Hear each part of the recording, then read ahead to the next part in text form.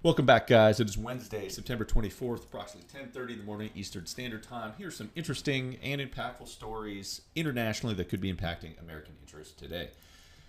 First, revolutionary symbology has changed a lot over the years. Whether you think of a revolutionary symbol, the first thing you associate with is maybe some things from the American Revolution, like the join or die flag, perhaps the hammer and sickle, so commonly used with communist revolutions throughout the 20th century. Well, things have changed just a little bit. Guardian did a very interesting piece on a new symbol, being the manga flag from the popular cartoon One Piece.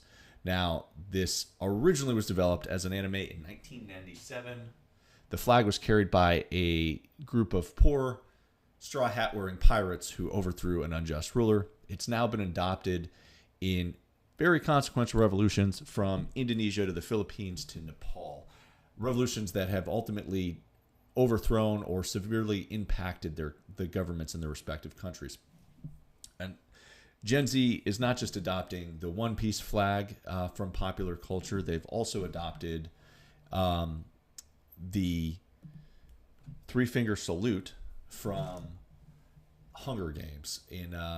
You see this a lot in Thailand and Myanmar. Again, these are, I know I'm making light of it, but these are actual very impactful protests where people are dying. So I just find it interesting that they're pulling their symbology from pop culture. You would say, sometimes art imitates life, life imitates art. Well, this is clearly a case of the latter. So,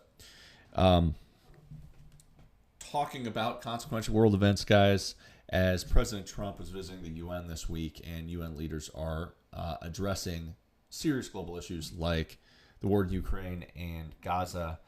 I'm going to show you a map of the amount of countries that are now. This is from Le Monde, French paper.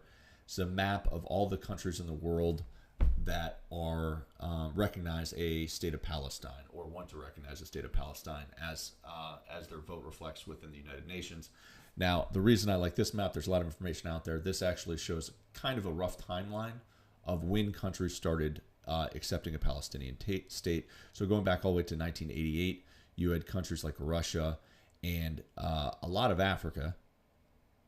In fact, the majority of Africa, which is still to this day going through their own kind of revolutionary independence movements. And then later, you started to see South America.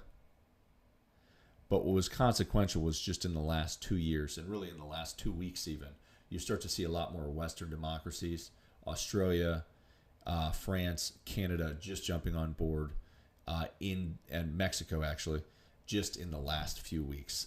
So the reason I say this is it's putting a lot more pressure on the U.S. and, of course, Israel to formally recognize a two-state solution here.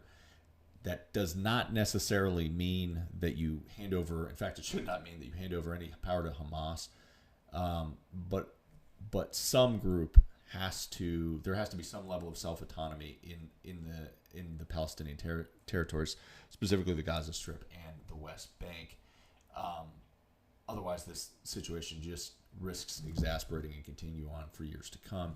Lastly, guys, I'll leave you with Trump's comments on this. He was asked directly about it at the UN. Here are his comments. This is before he goes in to give his speech.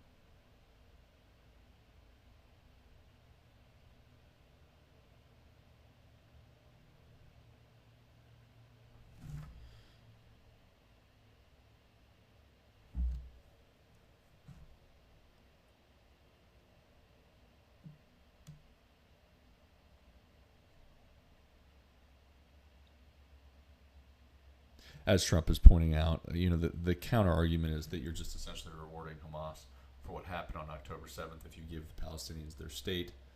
The UN will be meeting all week. It'll be interesting to see how this plays out and if there's any kind of change. I don't think there's going to be any change in the short term in U.S. policy, but we'll see what happens.